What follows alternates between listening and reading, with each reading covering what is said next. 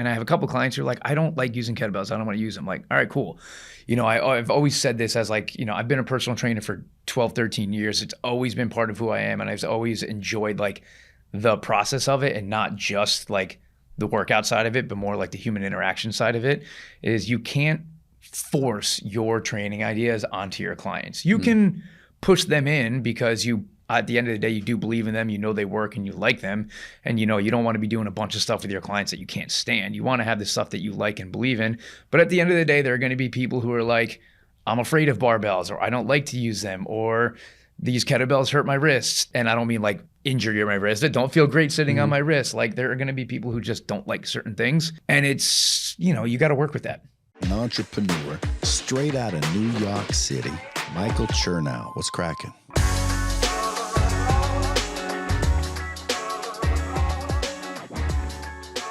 What up, guys? Welcome back to the Creatures of Habit podcast.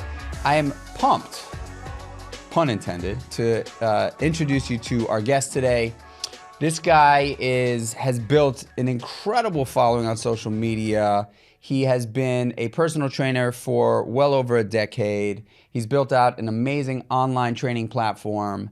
And really what drew me to Pat Damiano's content was his passion and expertise in kettlebells. So this podcast today is going to talk a lot about kettlebells because I'm really interested in kettlebells. Why? Well, when I read Pat's bio, we had a lot in common in terms of our fitness trajectory. Outside of my 10 years of training Muay Thai before I really got into strength training, we really followed the same path. Bodybuilding and strength training, CrossFit, and then ultimately now, which I'm potentially going to get into, kettlebells. I did a lot of kettlebells when I was doing martial arts, when I was doing Muay Thai. In training for Muay Thai, we did a lot of calisthenics, a lot of conditioning, obviously a lot of Muay Thai. But the one thing that we lifted off the ground when we were training for Muay Thai was kettlebells. And so I really just want to dig into kettlebells and understand where kettlebells kind of fit into the mix. Pat's a local. He lives in Westchester. He's lived in Westchester his whole life. And he's married. He's building this platform. And I'm super fired up to introduce him to you. Pat, welcome to the show. Thanks for having me. That's Absolutely, a good intro. dude. Love a good intro. You know, like what really drew me to you, like I said, was like seeing what you're doing with kettlebells. And it seems to me like I don't really see you lifting anything else off the ground outside of kettlebells. So why don't you give us a little bit of a bio and intro on you just so everybody gets a better idea as to who you are, and then we'll dive right in. Cool. So I'll try to do them kind of together as like my training, the way I train, and then like business-wise, how I've gone. So started, like you said, got into working out just to get better at baseball, 13 years old. Started bodybuilding-ish, didn't really know what I was doing, just went to the gym and worked hard. Did that for probably 3-4 years. Got into CrossFit and drank the Kool-Aid super hard. That was 2013, so that was like CrossFit's hot time. So I really drank the Kool-Aid hard, dove into that for a few years. Did some like local competitions, kind of like the idea of competing and having something to train for now that I was done playing baseball. Clean and jerks and snatch were always kind of my favorite part of CrossFit. I was getting slightly like mentally burnt out with CrossFit. So I made a transition into Olympic weightlifting. So just clean and jerk, snatch, and back squat for nothing and nothing else for basically 3 years. And I absolutely loved it. I fell really, really in love with that sport, competed at a pretty high level. Got pretty good at that. I think that's why I kind of stuck with it for a while. Ended up moving. So I was in Tampa at the time and I was doing Olympic weightlifting and CrossFit for college. Moved back up here, kind of fell out of it because I wasn't around my whole crew. My shoulder was being a little weird. And that's when I moved back up to be a full-time CrossFit coach at a CrossFit gym. So then I was age-wise, I was 23 to 26 or 7. I kind of fell into this lull of fitness of just kind of doing everything, like a little bit of bodybuilding, kind of CrossFit, kind of Olympic weightlifting, kind of running, like a bunch of random stuff, nothing programmed at all. I then started jiu-jitsu, so it sounds like we have a little bit of a similar background when it comes to the kettlebells, which a lot of people do. Now, kettlebells are always part of the training plan. I actually weirdly discovered them when I was 15 years old. Yeah, I bought like my own set. My parents still have them. I was 15. So that was... And you were born in when? I was born in 93, so I was young. That's when I found kettlebells. Yeah. Too. That around that time. Yeah, that makes sense then. So I had kind of discovered them, bought a few. They gave me a pamphlet. I like to tell people that's how long ago it was. There was no Instagram, nothing like that. Kind of used them. It was like, hey, here's 5 exercises you can do. So fast forward to me discovering jujitsu. I was kind of going through a bodybuilding-ish stint then, like push-pull legs. First day jujitsu was like tight, deconditioned, all of that. I was like, I need to make a little bit of a switch here. So that's when I got back into the kettlebells again, some more of the unconventional stuff like Bulgarian bags, maces, clubs. But kettlebells really became more part of it. So I did that for a couple of years. It felt better. Jiu-jitsu was a little bit of my priority in terms of like what I'm going to physically give more energy to. So my workouts were kind of supplemental. I'd say probably 2 years ago then at this point, I was like, I want to go get strong again. Kettlebells are going to be my route of doing that. And then they just took off. And that's what turned into basically 85 to 90% of my training is kettlebells. They were always part of the mix. From when I first discovered them when I was 15 years old to that time when I really decided to make them majority of my training, they were always part of it a little bit. Swings, maybe some carries, presses, but nothing like I'm doing now. So are you still doing jiu-jitsu or no more? No, still doing it about twice a week. Okay. I prefer to train or work out over jiu-jitsu. I've gone through stints of like jiu-jitsu 5 times a week, workout 2 to 3 times a week, and dabbled back and forth with that. But yeah, I actually took a little time off jiu-jitsu and I'm back in for the past month. It feels good. So, it's interesting. Like I did Muay Thai for 12 years. And then after I decided I was not going to do Muay Thai anymore, in that 12 years, I was also doing jiu-jitsu for the last two and a half years of the 12-year Muay Thai commitment. Got severely injured in 2013, like really, really bad. And in jiu-jitsu? In jiu-jitsu. But it was because a lot of the jiu-jitsu guys were super strong. And I was like, all right, I got to start lifting weights. Yeah. And so I had zero guidance. And I just went to the gym and started deadlifting. Yep. And just the day, I remember it like it was yesterday. I had like 185 pounds on the bar. I deadlifted with probably the worst form ever. I heard something pop and I was like, ooh, that didn't feel good. I rolled that night. A dude stacked me. Heavy guy stacked me. My foot got caught in his gi. So I was like legit stacked. Like my legs came down on my head. God. And everybody heard the pop in the gym. It was like a loud one. And I ruptured my L4, L5 disc. Damn. Out, like couldn't move. And for 8 weeks, it was like probably the worst 8 weeks of my life. I couldn't stand up past 45-degree angle. I had to sleep with 3 or 4 pillows under my hips because I just couldn't flatten out. Finally, I was able to get a cortisone shot that worked and took care of the problem, at least I thought.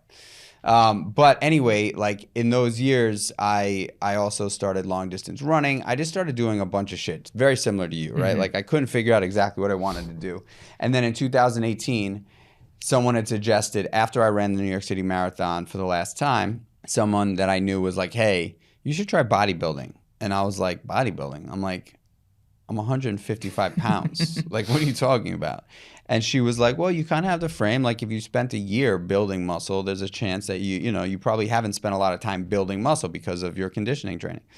So I started doing that, and then I fell in love with bodybuilding. And I started competing in bodybuilding, and then I got my pro card in bodybuilding. Oh, nice. And then after I competed as a pro, my wife hated my life. Like she hated everything about it. I was like the Tupperware king. Grilled chicken and broccoli. Yeah, it was just, I mean, I made it taste good, but at the end of the day, like everything was accounted for. And that lifestyle is just not sustainable. No. Right? So then I got into CrossFit, and I blew up, probably very similar to you. I dove in heavy. Yeah. I like drank the Kool-Aid. Before I knew it, I was like CrossFitted out. And then I just one injury after the next, Yeah. It was bad. And so now I'm kind of back to, I'm doing high rocks. So I'm like doing a little running, doing more push-pull leg stuff. I'm contemplating this kettlebell thing. And that's what I wanted to talk to you about. I feel like kettlebells it's not that it's like injury, like bulletproof for injury, but I would imagine that you're far less injury prone with kettlebells than you are with even strength training. I'm obviously biased, but that's part of the reason I really do enjoy kettlebells so much, and what really kind of helped them take off is I like to work out hard. I love the idea of CrossFit, but my body doesn't want to do CrossFit 5 times a week, or at least I don't want to do what I'm supposed to do outside of CrossFit 5 times a week. I don't want to stretch and foam roll and all of that stuff. The recovery for it is difficult. It just is what it is. I've done CrossFit. I love what it's done for my career. I love the concept of it. But like really hard strength training, like when I was Olympic weightlifting or doing CrossFit, it's just a lot on the body, and I know what it takes to get there, and I just don't want to do that. But I still like to lift heavy and work hard, and that's what kettlebells have allowed me to do. You know, if I snatch a 106-pound kettlebell for a few reps, that's really difficult for me, but it's not nearly as taxing as doing a really heavy barbell snatch, because it's just not as much weight. So that's kind of the way that I look at it, and what has helped me dive into the kettlebells hard is it still gives me the ability to train hard, lift heavy, but I'm not doing as much, at least I don't feel like I'm doing as much damage on my body as back squatting heavy and deadlifting heavy and doing a super hard CrossFit workout where you're absolutely dying on the ground. Why do you think you like to work out hard? I think it's because my life is just intensity. We were briefly talking about it. I think I'm from New York. I think it's just kind of in us a little bit. I think I tend to thrive on intensity, and it's just fun for me. I don't never really like taking a deep dive into it as to why I like it. It feels good. I like the pursuit of something. For me, I've always just enjoyed strength training. I've always kind of been a numbers chaser. I've never been overly like bodybuilding as a sport never really appealed to me. I got into bodybuilding and I put bodybuilding in air quotes because I was 13 years old and there was nothing else that existed really. It's like, I want a six pack, right? So I did curls and bench press and stuff because I didn't know any better. But once I got into CrossFit, I kind of learned the like strength training side of things, and I like the pursuit of chasing a number. So I think that's why I like to work out hard. It's a little bit more measurable for me. So with kettlebells, it's a lot easier to chase a number in bodybuilding because you can always add weight to the bar. Yeah. It's a lot easier to chase in Olympic lifting because you can always add weight to the bar, and you can very clearly see. Olympic lifting is arguably the most challenging, most technical style of strength training, I think. I'd agree. In ever, right? Yeah. Like it's the hard. I picked up on most things in CrossFit relatively quickly. Olympic lifting was the one thing that I think kept me super pumped on CrossFit because I felt like I was learning something every day. Yeah. And it's kind of like skipping. I remember in Muay Thai years ago, like jumping rope with style is hard as hell, especially when you're jumping with a garden hose, right? Because in Muay Thai, it's like the ropes are super thick. And so you really had to get this style down. And then, and I remember being so frustrated because I just could not get the rhythm down or the style down for that kind of jump roping. And then one day, all of a sudden, it was just like, boop, like something happened and boom, I was skipping. Similarly, in Olympic lifting, right? Like you could be months at trying to figure out your barbell snatch, and all of a sudden one day someone says something to you, and the bar just floats up. Yep. Right. My coach always said the same thing. He said it was like a staircase. It's like you feel like nothing's happening, and then all of a sudden in a month, poof, numbers shoot up, everything clicks. And then it plateaus again, and then it shoots up. It had happened every time with me. So what are you chasing in kettlebells right now? I'm addicted to buying kettlebells. Fortunately, I'm not just some dude in my garage. I also have clients and a gym that I work at, and I train other people, and I teach classes so I can justify buying a 203-pound kettlebell and a 237-pound kettlebell. They're stupid purchases, but I like to do it because I like to have my clients use them because they can. Some people can deadlift them and do some stuff, and it gives them something to work towards. Like, oh, this obnoxiously giant kettlebell, I want to try and swing that one day, even if it's just 1 or 2 reps. So there's part of that, but really deep down it's because I like to use them. It's what really helped me stick with kettlebells, or one of the things was I treat kettlebells as Olympic weightlifting. I've always just loved the snatch movement, dumbbell, barbell, kettlebell. So I want to snatch as heavy as I can. I want to clean and press heavy as I can, and squat as heavy as I can with the kettlebell. So when you're snatching kettlebells, you're not really, it's always a one-arm snatch, right? Like for the most part? So are you snatching one arm, 237 pounds? No, that's my goblet squat goal. But I'll snatch, I've hit the 124 for a few reps. I'm working towards the 141, so. Wow. Yeah. For someone who doesn't understand what kettlebells are, like, can you just sort of break it down? Like, what I do believe that kettlebells arguably are like the OG functional fitness tool. You know, there's maces and there's what are those things called? Bulgarian bags. The Bulgarian bags. Crescent shaped thing, yeah. But I mean, from what I've seen and my experience, kettlebells really are sort of like the beginning of what functional training was. Yeah. So it's just a little cannonball with a handle on it. What I always try to tell people is it's not necessarily the kettlebell itself. It's more so the style. The thing is, dumbbells tend to lead to somebody training one direction. Kettlebells tend to lead people training another direction. Most of the things I do with a kettlebell, unless it's really swinging, you kind of can get away with doing it with a dumbbell and then vice versa. You could curl a kettlebell, you could bench press it and so on. But people tend to go down a certain path when they pick a piece of equipment.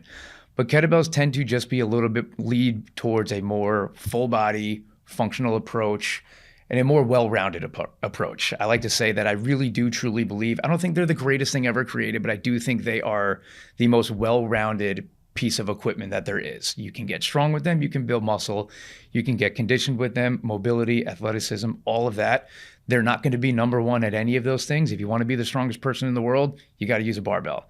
If you want to be as muscular as possible, you should be using dumbbells and machines and be using a bodybuilding style of training. But if you just want to be well-rounded and do a little bit of everything, which 95% of people want to do that, I do think they are the best because they just lead to, you swing them for athleticism, you can get powerful with them, you know, they tend to put you in different positions, which is where the whole functional type of thing comes into play. You're doing compound movements, you know, you're not doing curls and tricep extensions. You can, but they're not really meant for that. You can just do so much of that, and you can do it in a strength training fashion, but at the same time getting your heart rate up and so on and so forth. So you're really kind of crushing strength and conditioning at the same time. 100%. With kettlebells. Question. So from my journey, right, like I've had a number of different aesthetic body types over the course of the last 20 years that I've been really focused on training. When I was doing Muay Thai, I was just lean. I was just lean and light, and arguably I always had like an athletic build, but for the most part I was skinny, you know? And then of course couple that with running and I became like, you know, I was just a lean dude, not a lot of muscle. Once I got into bodybuilding, I put on muscle fast. And aesthetically, with the right macros, I was like arguably the best I've ever looked, right? Then I got into CrossFit, and I looked like my body changed pretty drastically, and I was like a beefy dude. I was beefy. All traps. Yeah, I was just beefy. And like I look at a picture of myself, I was like 170 pounds, 5'8", and just like my wife was like, I don't know if I like that so much, you know? It was like, you know, all my clothes, you know, I was wearing larges for the first time. And now that I'm not doing CrossFit as much, I'll hop into a CrossFit workout, or I'll incorporate some CrossFit stuff into my workouts. One guy's programming that I love to death is Marcus Philly. I feel like your episode with him, actually. He's great. His stuff is like, he's really incorporated all of those things. But the truth is, unashamed, like I can't get away from the desire to want to look good. You know what I mean? And I think the majority of the people that get into fitness in the first place, really at the end of the day, whatever modality they're doing, 85 to 99% of why they're doing it is to look good. 100%. Right? Completely agree. And if anybody says differently, they're lying. Yes. I always say it's always part of the pie chart. Yeah. If your goals is a pie chart, being strong, being mobile, conditioned, whatever, aesthetics is always part of it. How big is it? Depends on whatever route you're currently in, but it is always part of everybody's pie chart. No one can deny that. Do you think kettlebells can actually get you to an aesthetic that is comparable to bodybuilding? Probably not comparable to bodybuilding, just because, again, it's more so the nature of how they're used. It's a little bit more traditional, not traditional, but there's just a little bit more strength training and power into it. So at the end of the day, that like pump you get from bodybuilding, you're just not going to get that from kettlebells because you're not isolating. But you can definitely still build a really good aesthetic. And it's funny you bring this up because I actually made a post yesterday that's in my drafts about this. Is most of the aesthetic that people are looking for is going to come from nutrition anyway. Like obviously your training plays a part. If you're running marathons, you're not going to be jacked, right? If you're a bodybuilder, you're probably not going to be super skinny and so on and so forth. But for the most part, if you're doing some sort of strength training combined with conditioning hybrid model, the aesthetics that you're looking for are going to come from your nutrition. And that's kind of my whole overarching philosophy on everything is you can look good, whatever that means to you, basically doing any sort of training as long as there's some sort of resistance and conditioning training in it. So I absolutely think you can with kettlebells. I'm bigger than I ever have been in my life. Even when I was Olympic weightlifting, my legs were probably a little bigger, but just overall, I weigh more than I have right now. I probably have more muscle than I ever have in my body, just primarily by lifting kettlebells. But I think that's primarily from pushing and progressing, because that's at the end of the day, that's the most important part in my diet. So you're now you're doing kettlebells 5 days a week and rolling jiu-jitsu twice a week, roughly. Roughly, yeah. And are you doing anything else, any sort of conditioning stuff, or no? No, I just get my ass kicked in jiu-jitsu. That's my conditioning. Got it. Do you track your macros? Never in my entire life. Okay. Yeah. So like, what does a day of eating look like for you? So day of eating is meal one has been the start lately. Let's go. I actually really like it a lot because one, it tastes good, but I don't like eating. So I train people every morning. So about 6 to 10 or 11, Monday through Friday, I'm training clients in person. I don't like eating in front of my clients unless it's something simple like that. So meal one or something like that, maybe a protein shake or a protein bar. Mm-hmm. Then I'll usually train after I'm done with my clients. I'll call it anywhere from 10 to 12. Then I get home and eat my first actual meal, which is usually like 6 eggs. I'm on team egg.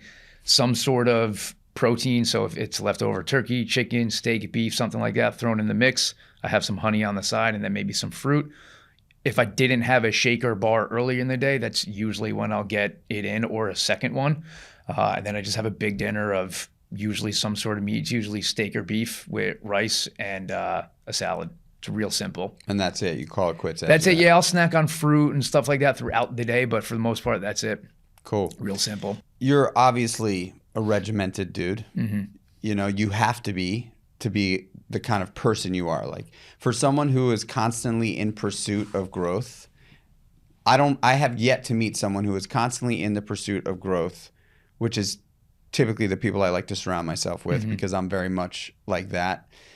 Routine is very important. Yeah. Like, super duper important. And obviously we're on the Creatures of Habit podcast. This podcast does talk a lot about habit. So I'd love to hear sort of what your morning routine looks like. My morning routine is pretty boring. It is not the typical fitness influencer routine, because I'm at the gym at 6 a.m. every day, sometimes 5. So I'm up at 3:50 or 4:30 in the morning. I pour my coffee and I just kind of sit and drink it. I've gone through different phases of like being on my phone, trying to get work done. I found it makes me very anxious and I don't like it. So maybe I'll write my to-do list for the day, because I do keep like an actual notebook, like an old man, with me every day. And I write down my to-do list with a pen and then check things off as I go throughout the day. But that's really it when it comes to my morning routine. I like to keep it calm. My day is super active, and active meaning me like I'm on all day. Like, I have clients from 5 or 6 a.m. to about 10 or 11. That's 4 to 6 straight hours of talking to people, being in a gym. There's a lot of stimulus. So I like to start my day just as quiet as I can. What gym are you training out of? So I'm at AltaFit in New Rochelle. Okay, cool. Mm-hmm. And then after your clients, so you load up clients in the morning and then you're done for the day with clients? Done for the day, yep. And then what do you focus on for the rest of the day? I'll get my training in and then eat, chill for a little bit, and then I'm at my desk, and that's when I start hammering away at the online business. So that's when I've cleared my afternoon so I could do that now. That's great, man. Yeah. That's awesome. Very, very unintentionally structured, but that's the way it kind of like keeps me in the routine of making sure everything's getting done. Are there any habits that you can think of that you use throughout the day that you might not think of as being a habit, but for someone listening to the podcast would potentially think it was a habit because of how routine you are? Are there any habits that you use throughout the day to sort of just keep you organized, keep you focused? Kind of what we were just talking about is what I call intermittent fast social media. So I don't touch social media first thing in the morning. I don't look at my phone until 8 a.m. the earliest. Or sorry, not look at my phone, social media. I don't open social media until 8 a.m. the earliest. And that usually turns into like 10 or 11 actually, because I'm with clients, because I'm obviously not going to be on Instagram with them. And then I don't look at social media past 8 p.m.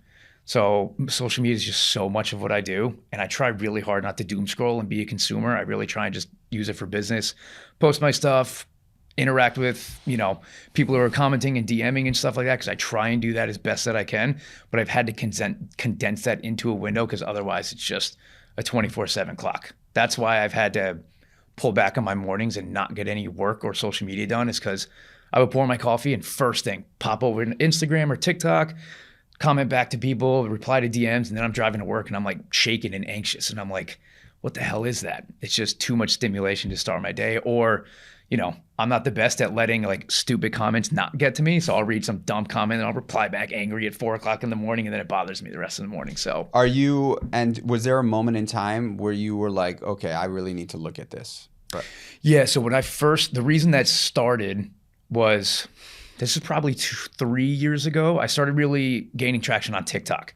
And TikTok is super toxic. I don't know if you're on it at all. I have a presence on TikTok, but I am never on TikTok. Yeah, it's not the best for your mental health, TikTok, sometimes, because everybody's 17 and a troll. So I was really started to gain a ton of traction. You see the way I train. It's not your standard way of training. So I get a lot of pushback, which at the time I wasn't good at handling. So give me an example. Just like, this is stupid. This isn't optimal. Why would you do that? You can't build muscle doing that. All the typical stuff that I get with the kettlebells and unconventional stuff. You're going to hurt yourself doing that. Your shoulder's going to pop out of its socket, and so on and so forth. So all of that stuff. And I don't think I was good at, I didn't think I was, looking back, I wasn't fully confident in what I was doing. And I didn't have the way to articulate back to them. Mm-hmm. So now I'll be a little bit more educational, like, actually X, Y, and Z. And then I'd be like, you're an idiot. And then I just move on. So like, that would get to me. And I kind of reached the point where I was like, I actually need to step away from social media. My Instagram and that stuff wasn't big. It was really just TikTok. But I was like, I need to get away from this, because I didn't know how to handle it. And it was just getting to me, and it was making me very anxious and stressed. And that's when I finally started to come back. Okay, as I start to grow a little bit more, I matured. I got better at dealing with stupid comments. I got more confident in what I was doing. And then I just kind of started to implement that intermittent fast of it, and just don't look at it at certain times. I love that. Intermittent fast social media. It's smart. It's helpful, because the days I don't, I very, very rarely break it. 8 a.m. to 8 p.m., very rarely. But when I do, I feel it. Yeah. I literally feel the difference. I could totally relate to that. I also have a wife, and I'm sure your wife is probably no different, that is like the social media sergeant. You know what I mean? She's basically just social media sergeant. Donna, I love you.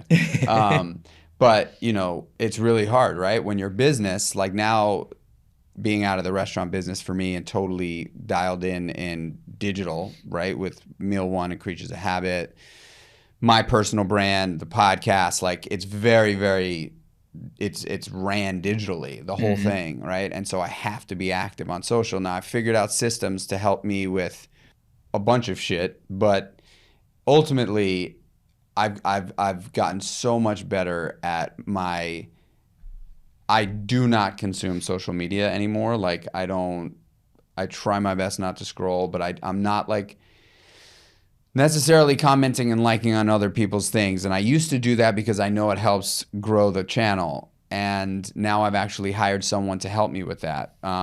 Smart. Which is like, some people would say, oh, that's dialing it in, that's fake, that's phony. And I'm like, actually, it's really not. Like, it's the way it's the smart way to go, because I tell them exactly who I want to like and comment on.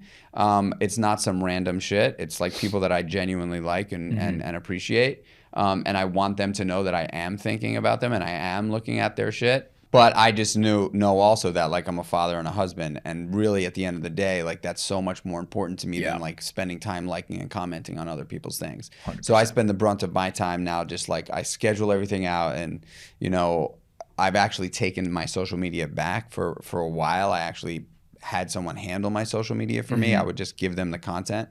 I think social media, having boundaries on social media today is so important. Yeah, and it's hard. I mean, I have those days where I'm like, the fuck just happened? It's been an hour. Right.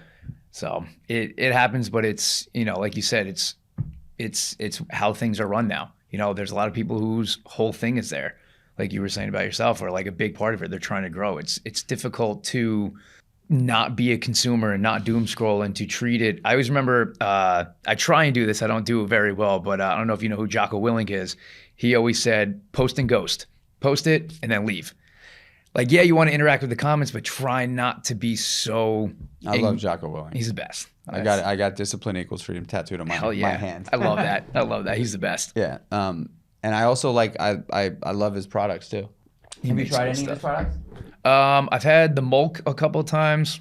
I actually just recently bought his creatine, and then I have a couple of Origin Gees. So cool. He just, anything he touches is good stuff. I've always been, I don't really consume, kind of like what we were just saying with social media, like so much of it, our lives is put into it. Yeah. I try not to consume a lot. So I don't scroll on TikTok or Instagram that much, or try to. Like, even if I follow people, it's primarily like someone I want to actually interact with, or a friend or something. So most of my consumption of like other stuff is either on YouTube or podcasts, and he's one of my favorites. I just bought a bunch of his energy drinks. Mm-hmm. They're like super great ingredients, only 100 milligrams of caffeine. It's nice. And so I have them stocked in my house and in my office. And then his hydration product is also really good. That's great. Yeah, so I've been on that. What about sleep? You said you wake up at 3:50 or 4:30 in the morning, depending on what time you have to be at the gym. Mm-hmm. I would imagine for someone like you who's deeply passionate about fitness and living that lifestyle, sleep is important. Yeah. What does your sort of wind down routine look like? So social media is done at 8. Me and my wife are luckily my wife is basically on the same schedule as me, which is super helpful. So we're both in bed around like 8:30, read for probably 15 or 20 minutes, and then passed out. So I don't get as much sleep as I would like, just by the nature of what I do. Mm-hmm. It's hard to avoid. It's going to be hard for me to get in bed at 7. It's just not going to happen. Me and my wife have to hang out, and I got to eat dinner. Yep. So it's just really hard to do. I will say this, I do sleep well for the lack of hours that I get. It's the one like human optimization thing. I'm just kind of like, right now, it's like I'll deal with this later. Do you use anything for sleep? No, my Kindle. If I read, I'll sleep better than any NyQuil or anything I've ever taken. Mm-hmm. Yeah. I got to get you some nightcap, dude. You got to try that. I'll try it out. Grab a bag of that when you leave. Okay. It's just great. It's a no melatonin sleep support. Okay. See, I've always been afraid of melatonin because I know it kind of messes with your levels. And it also like kind of makes you groggy in the morning. So I worked on creating that product for a year Nice. to make it effective without melatonin and not be groggy in the morning. I like that. Well, actually, one question that I wanted to ask you that I think is also probably helpful for the audience to hear that has not really dove into kettlebells or doesn't know anything about kettlebells. Yep. Are there any people that you have either learned from or follow specifically in the world of kettlebells? Yeah, there's a few. So a lot of my stuff, I don't want to say self-taught because I've just kind of used them forever. I'd say my training style, the way I developed, the way I train with kettlebells is fairly self-taught, but I've learned from guys like Tom DeJulie. I'm blanking on Glenn's last name. His Instagram name is the KB6. Eric does kettlebells. And there's a bunch of different people out there. I'm sorry to everybody that I'm forgetting right now. But those are three people. I do remember Eric specifically. I've known who he was for a while. I saw one of his posts and I was like, let me dive in a little bit harder with these. And then of course there's Pavel, which I'm sure you know of. As a trainer now, how often do you incorporate kettlebells into your programming for your clients? A decent amount. A part of that is because I can't resist it at this point. But a lot of it is I truly do believe in them, right? I believe in them, but I also have a client and I have a couple clients who are like, I don't like using kettlebells. I don't want to use them. Like, all right, cool. I've always said this as like, I've been a personal trainer for 12, 13 years. It's always been part of who I am. And I've always enjoyed like the process of it and not just like the workout side of it, but more like the human interaction side of it. Is you can't force your training ideas onto your clients. You can push them in because at the end of the day, you do believe in them, they work and you like them. And you don't want to be doing a bunch of stuff with your clients that you can't stand. You want to have the stuff that you like and believe in. But at the end of the day, there are going to be people who are like, I'm afraid of barbells, or I don't like to use them, or these kettlebells hurt my wrists. And I don't mean like injure my wrist. I don't feel great sitting on my wrist. Like there are going to be people who just don't like certain things. And it's, you got to work with that. I It's remember important. after not doing kettlebells for a long ass time, doing like a pretty intense kettlebell circuit, and the next day having my Yeah. purple bruises here. Yeah, it'll happen. How long is a traditional or your typical kettlebell workout? Not long, like 40 to 45 minutes. If I'm focused, like part of the reason my workouts take a little longer is because I'm filming and, talking throughout it and stuff like that. But if I don't have any sort of camera set up for filming purposes, it'll take me 40, 45 minutes. And that's part of the reason I like them so much for myself and for other people is as I've gotten older and I'm now like building a business, like I don't have nearly as much time. I would love to work out for an hour and a half every single day, but it's just not the case. I have 10 kettlebells in my garage and I could bang out a 40-minute workout and get back to my desk and start doing stuff. And I can only imagine if I had kids, it'd be even more difficult and it'd be more beneficial to have a few kettlebells in 40 minutes, 4 times a week to just be able to bang it out and be able to do a little bit of everything in that time frame. That's why I do truly believe in them, not just for myself, but for other people. I think they are the best thing to have at your house. If you're someone who's busy and just isn't looking to set any world records, you want to move, you want to do a little bit of everything, and you want to do it in a efficient and time efficient manner. I really do believe in them. I think they're the best for that. And they don't take up any space. They really don't. That's the biggest thing. I have a lot of people on my program online, and one of my favorite things is when people send me videos of form to critique, and they're in their living room or their bedroom or their basement, and they don't have high ceilings or whatever it is. You don't need a full garage gym setup with barbells and dumbbells in this. You can have a few kettlebells in your living room. And just smash. You lived in the city. I bet you probably couldn't have fit a barbell wherever you lived.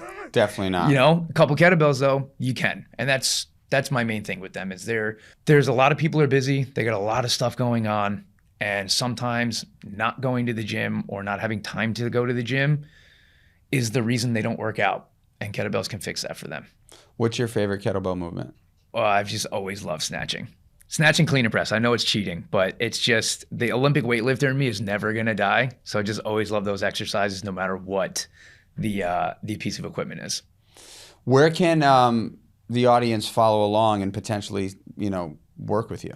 Pat Damiano on Instagram and TikTok. And then actually Pat Damiano, I just changed it on YouTube as well. So Instagram's the main one. TikTok is there as well. And then starting to get YouTube off the ground a little bit, which has been an interesting process, but it's fun nonetheless. Awesome. So everybody can just hop over there. And if they want to actually work with you, you have links in bios and stuff like that. So link in bio on all of them. It'll take you to my kettlebell program, Project Bellplex.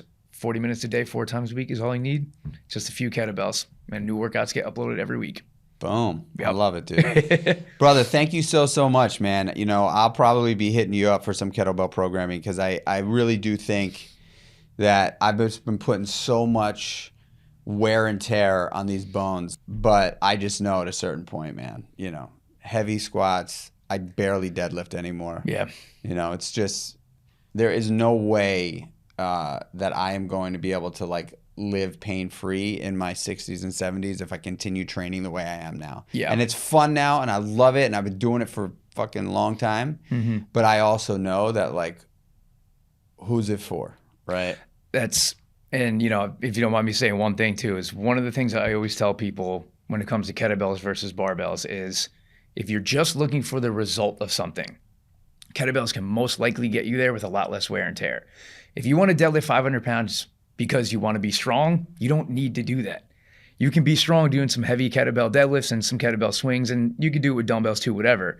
If you want to deadlift 500 pounds because you feel like deadlifting 500 pounds and you think that's cool, then go for it. But if you're looking for the benefits that deadlifting heavy gives you, there are other ways to do that in a much friendlier way. What are the benefits to deadlifting 500 pounds? What would be the benefit of that for anyone? For just being able to, obviously aside from being able to say I deadlifted 500 pounds. Honestly, I think that's realistically, the trainer in me says that's the only reason. The ego lifter in me, who also likes to lift heavy, is because I need to be strong. It's if you can deadlift 500 pounds, realistically for normal everyday life, you are more than strong enough. There is a level of strong enough when it comes to, now I'm also talking to the average person, right? If you are a professional football player, yeah, maybe deadlifting going from 500 to 600 pounds in a deadlift has some benefit. I'm talking to the regular person. Deadlifting 500 pounds is plenty heavy enough. So is 400. So is 315. So once you have that in you, you're strong enough, right? And then maybe once in a while you do it just to make sure you still got it in you. But chasing those numbers. I know that we said that we would wrap it up, but I do have a few more things. Of course. Because now that we're talking about this, Sorry to open the box again. No, but I think deadlifting is a great thing to talk about. So deadlifting is like, quote unquote, like the best compound movement ever, right? It touches every single main muscle body in your frame. And so, however, it's also the most dangerous, without a doubt. There's I don't care what anybody says. It is the most conventional deadlifting with weight is the most dangerous. I'm curious to know what your thoughts are on deadlifting lighter weight. And is that impactful? Like if you were to do steady, tempos with 135 pounds, a deadlift,